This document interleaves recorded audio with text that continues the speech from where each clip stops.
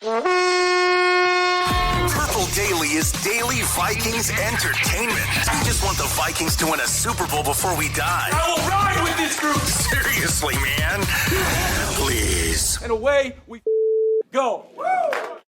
Thursday, so it's time for Purple Access. That means it's Judd, Chip Scoggins, Star Tribune sports columnist, Roscoe, of course, producing as well. We always appreciate that. And before we start, Chip, though, I do want to give a shout out to something that we're doing here, special this week at Score North, because it's Give to the Max week, and all week long on the Score North family podcast, we'll be throwing our weight and support behind the Bond Between, formerly Secondhand Hounds. The Bond Between is a one-of-a-kind animal well-being organization. Since 2009, the Bond Between has rescued more than 30,000 dogs and cats, thanks largely to the support of your donations. Thanks to our friends at Nutrisource as well for kicking us off with a $2,000 match. We at Score North are also giving away at random 15 Purple Daily beanies to those who donate in any amount via a random draw. All you have to do is go to scorenorth.com/donate, scorenorth.com/donate. We all love dogs and cats here, and so it is a fantastic cause. All right, Chipper, you were actually in your old stomping grounds, Nashville, on Sunday. From my couch, my observation was this. We definitely saw the good Sam compared to the bad Sam. And I want to talk about this. How much credit does the coaching staff, led by O'Connell, but lots of people involved, for getting Darnold back on track after what I think we all could agree was a dreadful performance in a win against Jacksonville? Yeah, I think a lot. I don't want to discount Darnold taking ownership of his own situation too, but I think last week was probably as much was as important physically as it was mentally, right? Because we talked all week that the narrative was here, sure, Nashley, here it goes. Here comes Sam Darnold. Here comes the turnover machine. And he had 5 interceptions the previous 2 games. Hadn't played well. The offense had stumbled. He was preventing the offense from scoring points with his turnovers in the red zone. And so I'm sure that was a conversation, but also O'Connell talked about it too, is he goes back to fundamentals. Where are your feet and eyes? Where, I don't think you could draw a straight line through all of his turnovers, right?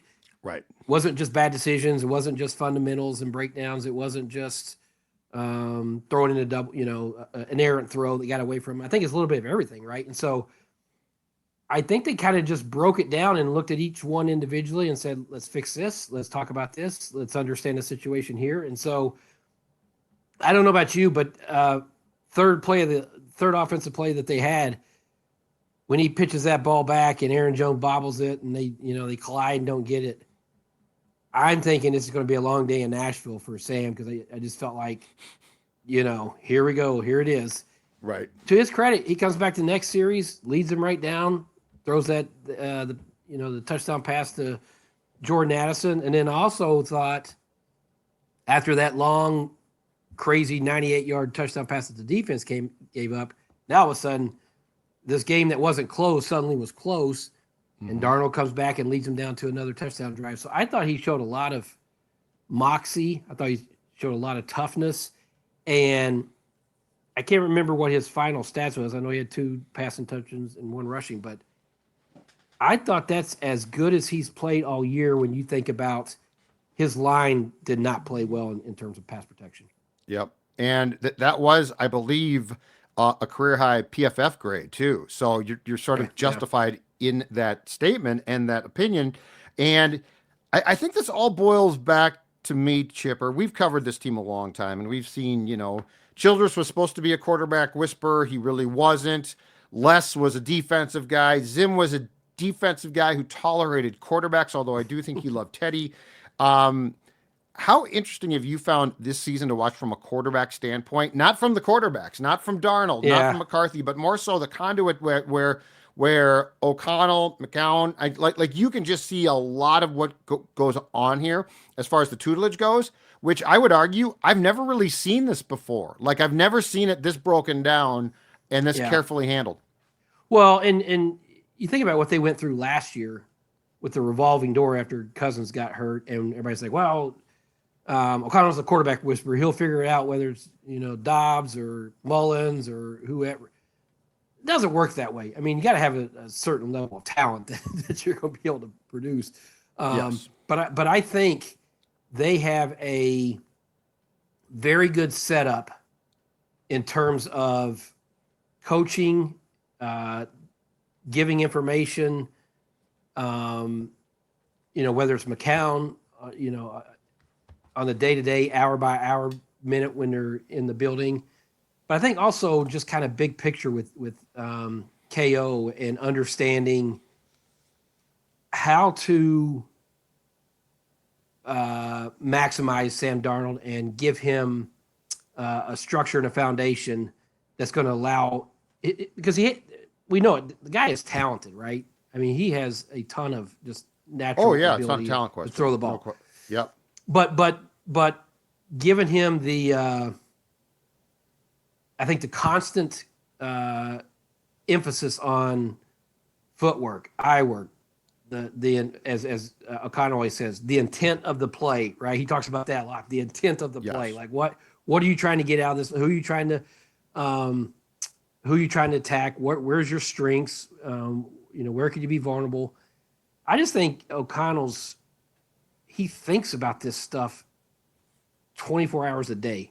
I think from the time he wakes up till the time he goes to bed at night, if he goes to bed, I think he's thinking about plays and quarterbacks, and he's thinking about the whole team, obviously, but he's just so specific when you hear him talk about quarterback play and offense and all that. And I just think it's been a good fit for Darnold, especially when, he had 2 weeks of really the turnovers and not throwing the ball well, to get him back to where he was early in the season. And I thought that was a masterful job this past week, because, hey, the Titans are a terrible team, but that's not a terrible defensive front. Right. Yes. I mean, they have some dudes. Well, and he was playing terrible. Like the Jacksonville, it's not as if he was playing well and then it was like, okay, tweak this or that. And that's what impresses me, is they got him back on track. And I really do think with a guy like Sam, it's going to take, and he deserves credit as well. So I'm not trying to say that this is all them, but it's good. It takes some work. And I think what we saw from Jacksonville to the Titans game was an enormous transformation just to fix things. But you have to understand what you want to fix. Like, there's so much, I find this conversation to be so intriguing, because there's so many things that go into like fixing a guy mid-season or getting him back on track. And like the fact that they had the answers, to me, is super impressive, because we both cover teams where they don't know what to do. Yeah. Well, I mean, O'Connell clearly has thought and built his career around this, and I think it stems from his own experiences as a player. Like, and not casting blame on anything, but why did he fail? Like, what was it about his career that, as a player, led him into coaching so quick? Why did he not succeed as an NFL quarterback? And what could he have done different? What did he need? So I think he's really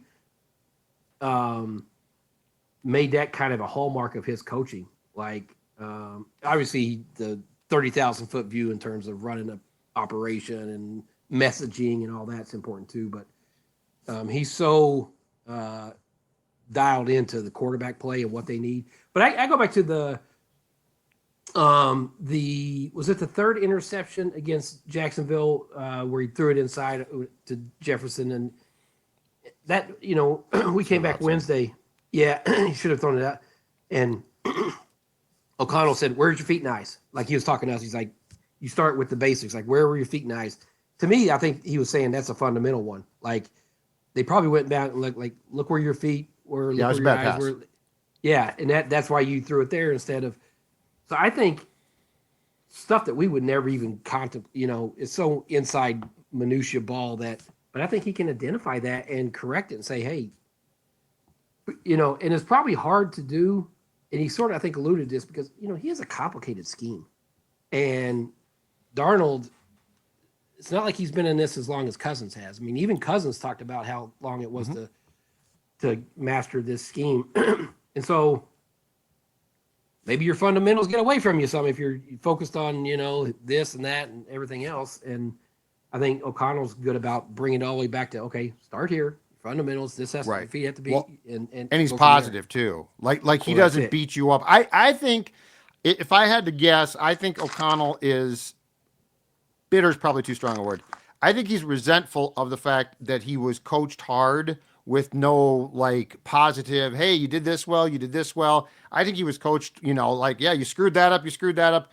But I'll give you the throw. So there was a corresponding throw in the Tennessee game to the pick on the Jefferson ball that went inside instead of outside, because if that ball goes outside, it's either incomplete or it gets caught more likely by Jefferson. Yeah. It's the Addison throw. So Yeah. on the same, I think it was at the 1 yard line, it's to the corner, and Addison made a phenomenal catch. Now his 1 foot came down out of bounds, so the ball was incomplete. But at the end of the day, that ball was thrown where the defender wasn't going to pick it off. And I think that was like the correction throw is, okay, if it's an incomplete pass, we're not going to celebrate that, but we're going to be a hell of a lot happier on an incompletion on which the receiver, by the way, almost makes a great catch than we are a ball that's picked off and now the ball's at the 20-yard line.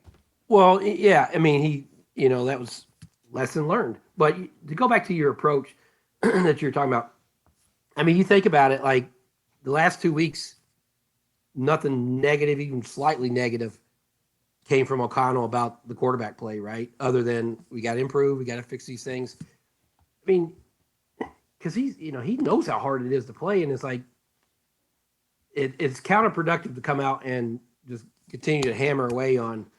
I mean, Darnold knows he can't turn the ball over in the red zone, and so he doesn't need to be beat up publicly by his coach because of that too. And so I think it's his approach in terms of handling, that position and handling Darnold and knowing what to say publicly. And I'm sure he's saying the same things privately. I mean, I'm sure they're coaching him hard, but not in a way that's they don't. Yeah, I agree with that. You big dummy, why'd you throw, that type of stuff. Like, right. Or Belichick, which would just be you stupid bleeper. What are you doing? And that, O'Connell started in that scheme. And I do think that, Belichick got a gift in Brady, not just because he turned out to be such a special player, but he could take it. Like a lot of guys can't take that. And I think O'Connell got beat up. I'm not saying O'Connell would have been successful, but you're a 3rd round draft pick for a reason. Like at least you got to have a little bit of a chance, right? And so I do think that his whole scheme has been based upon also positive, hard coaching. You're right, Chip, but a positive approach to things. It doesn't help to show the team a pick 5 times probably, which Belichick would do. So I think there's a lot of things there.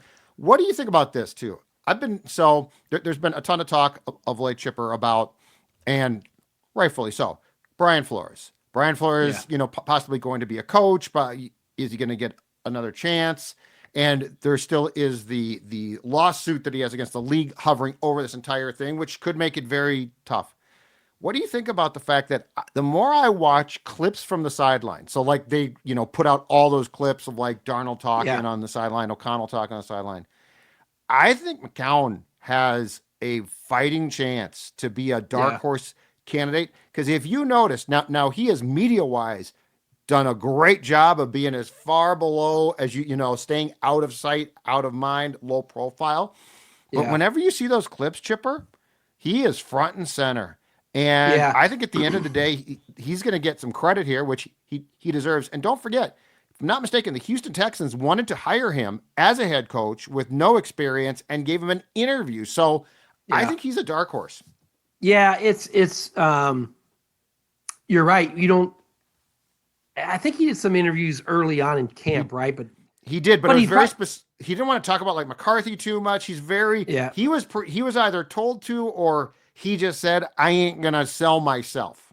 Well, it's probably more of that. I think just a recognition of like, hey, I'm not even the offensive coordinator here. Like, I'm not going to act like this is, me. This is my, So it's, but you talk to enough people, and O'Connell, credits him a lot in terms of just the as he does with all his assistants, but his work with Darnold and what they do, on a daily basis, and I mean, clearly the guy, how many teams has he played for? So he probably has connections all over the league, and you don't last that long without being a smart, a smart player who works well, is respected throughout the league, and so yeah, I mean, I could you could see him continue to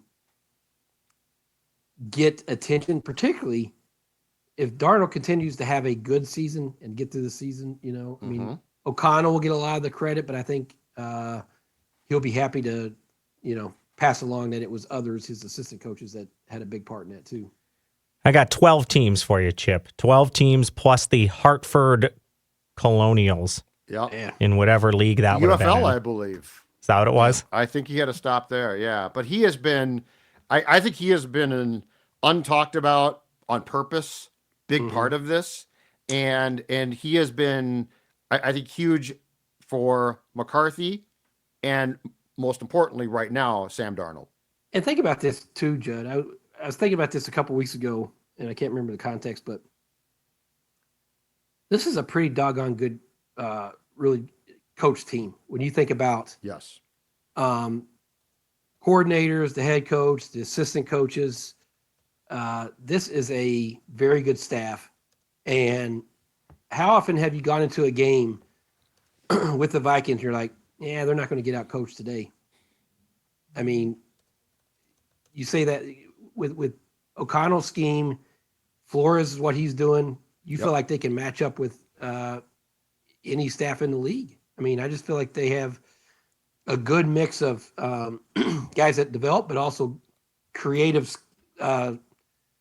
creativity in the way they attack either offense or defense. And that's why Flores, I think personally, has to be very careful. If he gets, now it's debatable because of his still suit against the league, but I think he has to be very careful about jobs because he's not going to get a third chance. And like, if the Jets come sniffing around, I'm sorry, I ain't talking to the Jets. The Jets are a waste of, I mean, Woody Johnson has run that franchise into the dumpster. So I think for all the talk about Flores being a candidate, and that's awesome, he deserves that. I also think that he's at a place, because fair or not, the Miami thing blew up. Like, it's not all his fault, but it blew up. I ain't going to work for Woody Johnson and having that blow up. And now it's like, hey, sorry, no strike three. So this is going to be a fine dance that he needs to walk if he indeed is going to get some, potential job offers and or at least get his foot in the door for an interview. Yeah, it's going to be tricky for him because, I mean, you already hear the one side saying, wow, they can pay him a lot here and he doesn't have the stress of the head coach and he's doing, he's beloved here and he's doing, they're letting him pick basically the personnel he wants for defense and all that. And I get it, but 1 of 32. I know. They're 1 of 32. But this is also not a coach who's never been a head coach. I mean, he understands that you have to be in the right situation or it could blow up on you. And which it did. So I think he can be, it's a delicate dance because you never know how many opportunities you're going to get, right? So you don't want to just be so picky that it passes you by, but you also don't want to leap into a bad situation where you're going to end up in the same situation where it's, hopeless. You can't win. It's dysfunctional, whatever.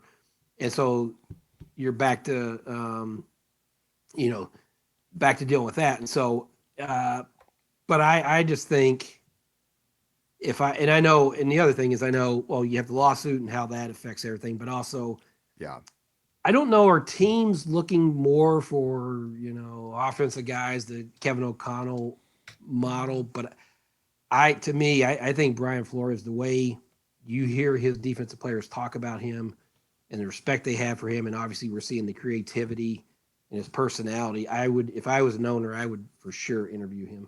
I think it'd be interesting. Now, that's a good question about what side of the ball, because like on the surface, it's like, offensive guys.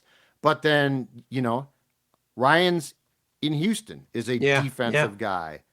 We've definitely seen defensive guys. Now, I guess the counterpoint to that is in Chicago, that whole thing's going to be blown up from a coaching staff perspective. Yeah. And that was the guy that was the DC with the Colts, I think, before. So it's a good question.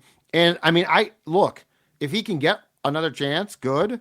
I just think that there's some teams I would rather lean towards, like the Giants, who aren't great, but they might want to, if they blow out Dable, go with an offensive guy again because they're going to clearly have a new quarterback. So it's a fine line. I just don't know if you're Flores, if you want to gamble on the second job, unless you're at least pretty damn sure it's going to be a secure place with an ownership group that is decent.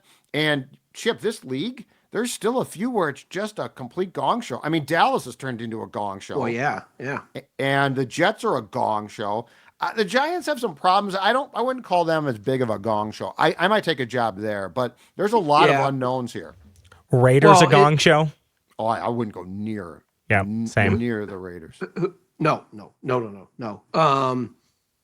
Yeah, the offensive thing, and particularly if you're drafting a quarterback, I think it's probably ideal if you have like an O'Connell where the guy was a former quarterback and he has that relationship, because there's nothing more important, I don't think, than a head coach and quarterback relationship in the NFL. And being on, we saw that here when it wasn't great and how that works. But I don't necessarily think that's a deal breaker, because if Flores gets the head job, he would bring with him a top flight coordinator, right? Offense coordinator, a guy who is respected. I hope he could. You would think. And so, but yeah, I would just say, if I'm the Wilfs, how much do you want, and what would it take to keep you here? Because I just think as he continues to get more and more players that fit his scheme, I'm with you. Because this is basically really one full off season of getting guys that he wants. They need to be now. Dallas Turner, we'll see. I mean, he hasn't started the way I think a lot of us thought, but they need to be better in the draft, obviously, than what they have, and not rely so much on free agency. But hey, the guys that he told the front office that he wants, A+. I mean, look at what they've done. I mean, defense. Watch that defense with Grenard was unblockable. Yes. I thought he was great. Van Ginkel. It's ridiculous. Cashman. He's turned Pat Jones. He's made Pat Jones, he's going to get a big contract here, I would think, with the way he's playing. He's a free agency, right? A free agent coming up, right? Yeah, Pat? and he might not get the contract here. Yeah. He might get paid by somebody else. Sure. It's just the way that defense, how versatile they are, and it's fun to watch. I mean, I can't remember the last Vikings defense that I remember thinking that was fun to watch was when people tried to run on the Williams wall. I used to think that was comical. Like, it would be like 17 yards rushing every game. They just couldn't do it, Well, there was that stretch of time there where it was some ridiculous amount of time that there was not a 100-yard rushing game for a team against them. So the difference now between now and then is, back then and now, the run defenses are actually sort of comparable statistically, but the difference is you would still like to add a DT here because the interior push has become so key. Back then, Kevin got some pressure. Pat actually got pressure at times, which was incredible. Yeah. But now it's become, who can you make sort of your just dreaming about this? Who can be your Aaron Donald, right? So like, you want a guy who can get interior pressure. But I'm with you, Chip. So here's my question too: if Flores comes back for a third year, and now you fill in, so you got a lot of spots personnel wise with guys that he can use. And now let's say you go and get another DT, and let's say you go and get draft and signed, because you are going to have money to spend in free agency, a corner. What can this defense look like? Like, if we're 3 years in and now you've got like all of the pieces make perfect sense. He's not trying to make things up. Yeah. Like, to me, if I'm Flores, unless I get a stone cold, I love this head coaching offer, that's where I would sort of be on the fence. Because the one thing that we know is, unless it's changed, the Wilfs ordinarily pay coaches well. So I don't think this would come down to an issue with salary necessarily. No, I mean, and they're going to pay him to keep him. yeah, could you imagine if he got just a high level interior defensive lineman? What Right, what that's that what I'm could saying. look like with their The edge push. rushers? Yeah, I mean it could be that could be a lot of fun to see how that the pressure they could generate that way. So yeah, I mean they need more corners. They got to get some younger corners, obviously. But that's the thing is like it seems like Kwesi and Kevin O'Connell basically said, "Who do you want? What are you looking for? Oh God, yeah, What can we do?" And so yeah. that's a pretty. I don't. I assume there are other coordinators around the league that have that kind of presence within their building, within their organizations, that have considerable say over personnel matters. I can't imagine there's many that are as respected and their opinion valued as much as in terms of like personnel and who should we go get than Flores is with these guys.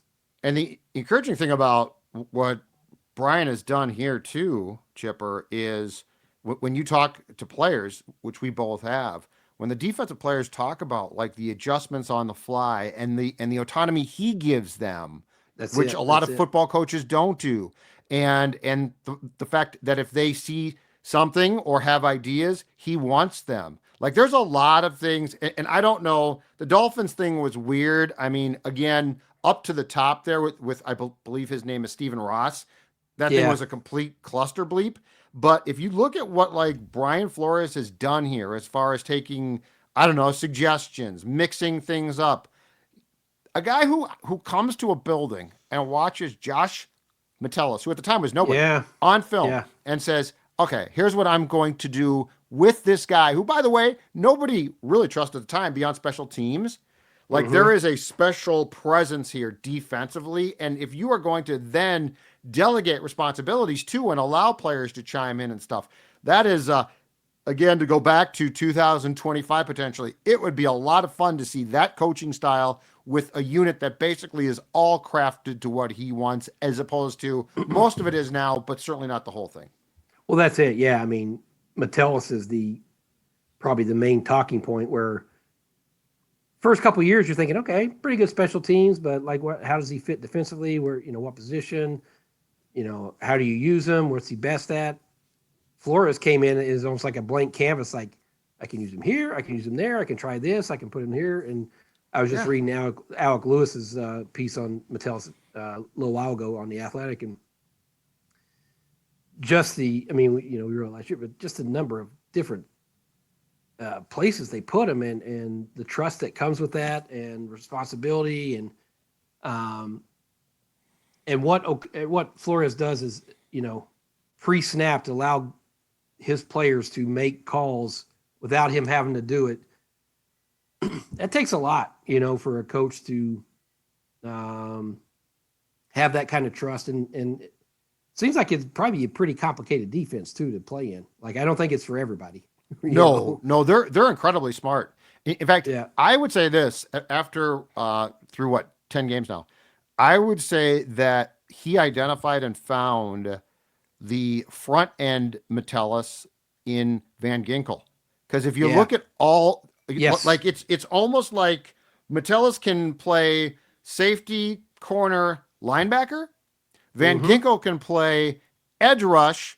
He can move inside if necessary, and he can play linebacker. So like these interchangeable parts, and I think a key thing here is the smarts of the player. There is no way that a player who is just a football athlete, but without the great brain, could do what guys like Van Ginkel or Josh Metellus are doing. No, and that's part of I'm guessing that's a big part of their evaluation process during whether it's the draft or free agency. Like, would this player be able to handle all the things conceptually that they ask him to do? And they probably have a pretty good beat on if a guy can do it or not. Judd, I was just looking at the stats, and you're right. I knew they were good against the run, but they're number one in NFL right now against the run. They're great against the run. It goes back to the Williams wall, and I mean the key thing is four in scoring defense, points allowed, 17 points. Yes. that will take you a long way when you can play defense and like that. And they're, I don't know where they are in takeaways, but they're one in interceptions, I think. So they're stopping run, they're creating turnovers, they're not giving up points. That's the hallmark of a really, really good defense. Check out his if you go back and look when Flores took over the Dolphins. Look at the first year, they improved but still weren't great. And then his second year there, fantastic. It's the same exact trajectory. Once he starts to get the pieces and the system set, it is really impressive, which goes back to my whole thing of, hey, if he gets a head coaching job again and does that, that's great. But you got to make sure that the infrastructure exists. And let me just say this, because I saw the rumor that already has surfaced that the Jets might sniff around Ryan Grigson as GM. If Ryan Grigson goes, first of all, I don't know how close he and Flores are. But second of all, I'm not sure I follow him out to the Jets either. Ryan Grigson has sort of a checkered past as GM. I'm sure he's done some fine things here as a player personnel guy, but if I'm Flores, I don't know that sways me. The Colts thing scares me. So I might still say, hey, Ryan, thanks a lot. Love you, buddy. Have fun there. You're working with some real pieces of work. Well, yeah. I mean, if you're Flores, you're looking at ownership. Yep. And what's the quarterback situation, right? Like what's the plan at quarterback and what are the owners like?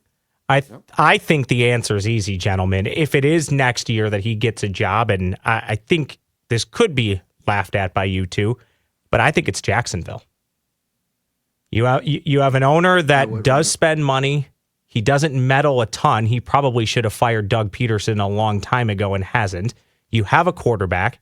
You have pieces on defense, and they also have a little bit of money to spend too. So I don't think that is as bad of a job as people might think it is, especially when that job comes ready-made with something he doesn't have to worry about.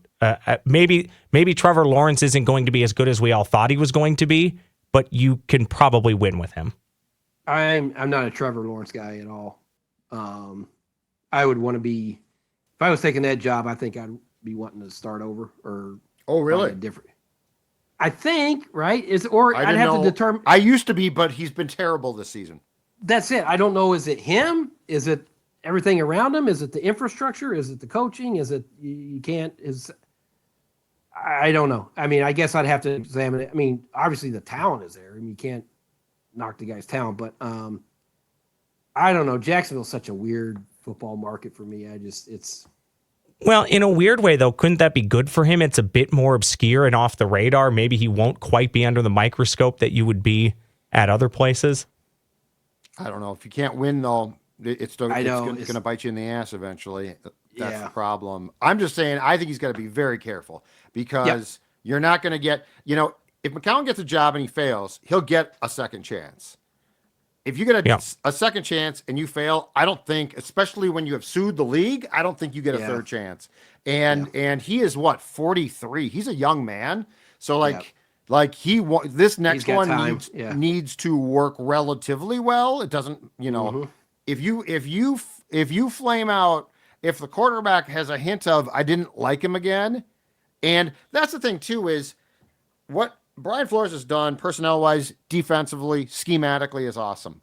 But the other question, and you start to see this with O'Connell, who's done a great job. But Kevin O'Connell has done both a great job with his quarterbacks and being a head coach. Yeah. And I don't think we appreciate that. He showed me one time during training camp, he was walking out, Chipper, to the training camp practice in Egan with the practice plan. And the practice plan was it was a short practice. So it was no pads, blah, blah, blah. And he shows me and he says, can you believe this? And what he showed me was this enormous plan they had come up with for this short practice day. And trying to have to address the entire team all the time. Yeah. It goes so much beyond and worry about every little thing, which right or wrong, these guys are all control freaks. So they do. Yeah. So it goes so far beyond, okay, you're a defensive guy, run our defense. Okay. Yeah. But then to your point, can you run the quarterback room at all? Can you help out with that? How much do you empower people and do you trust them completely? Look, Ed Donato was a disaster. That was a disaster. Yeah. Kevin fixed it, but you can't. if Brian Flores has that on the offensive side of the ball, what happens? So many things. Well, that's it. It's like, and you don't know until you're in that position how a person, you can do all the background and vetting that you want and interview them and have all the tricks that they can, but until the person's in there, you don't know how they're going to respond when they're in front of the team. Exactly. Yes, Roscoe. What's your question to wrap? I got a quick question for you guys about Sunday. I don't necessarily think it's a must win. In fact, I would say it's not a must win, but I do think it's the most important game they've played all season. Having now won 3 in a row against lesser competition, you perhaps get another team that is perceived to be lesser competition in a place now you've actually started to win more with regularity. I believe it's 4 wins in a row at Soldier Field. It's a divisional opponent. Not that it really matters what the rest of the league thinks, because you'll have a chance to, earn your respect as the season and the playoffs go on. But if you want to get back on people's radar and I think be a team that people take seriously, I think you kind of need to win this game, get to 9-2, have a nice little winning streak. Again, divisional opponent, perhaps put the Bears to bed for the season.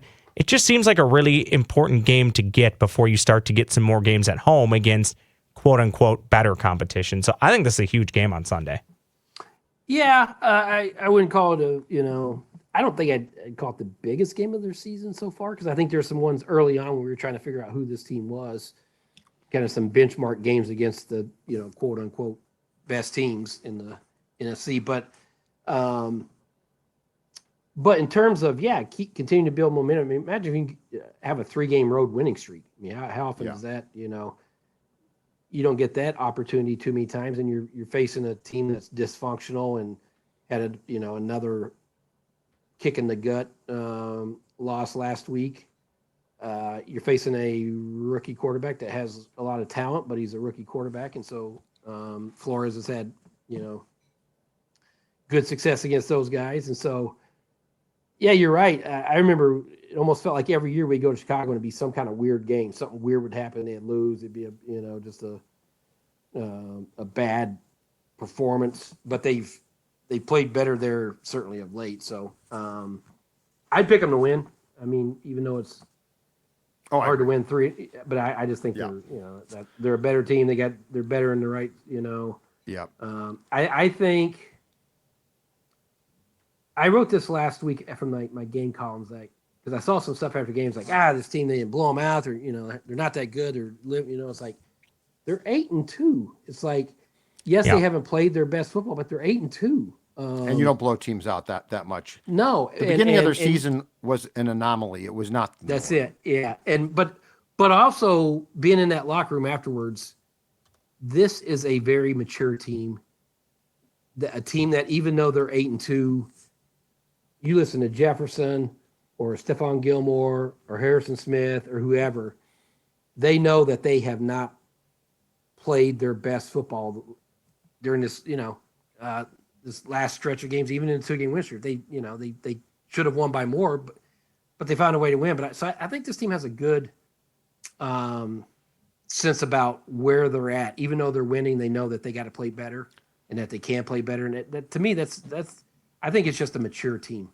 Yes, absolutely. And the thing, too, is this team doesn't have a ton of those highs and lows because of that. Like it feels like, and look, I mean, most games are not. Now, the Jacksonville game was especially ugly, I will admit that. But the reality is, like, Sunday's win was a pretty good road win, like as far as the point spread, the margin. Now, you could have blown them out, and they shouldn't have allowed 98-yard touchdown, and Jalen Naylor should probably catch that ball. Caught that ball, But that was a pretty ordinary, like, by the numbers, good teams win. Chicago, I think they win. I'm really curious. I'm excited for the 3-game homestand because the Cardinals are better than I thought. The Falcons will just be, I mean, I don't know that they're that good, but Cousins coming back here will be very charged. And so I think the 3 games back here, starting with Cardinals, will offer us a better glimpse, because the thing is, you can't, like, you have to win the games on your schedule. That's a cliche, but you do. But then, like, when you get the Cardinals, okay, let's see how you do there. Let's see how you look. And a lot of this, to me, Chipper, comes down to one simple question: do you pass the eye test? Jacksonville did not. Tennessee absolutely did. So for sure, there's just a couple fluky plays there that in that 10. I mean, they're not going to give up a 98-yard touchdown too often. No, Josh Metellus ain't going to fall down. I mean, that was just really weird. Really weird. All right, sir. Great stuff. We will right, talk brother. to you. We'll talk to you soon. Ross, thank you very much. Purple Access, part of the Purple Daily family.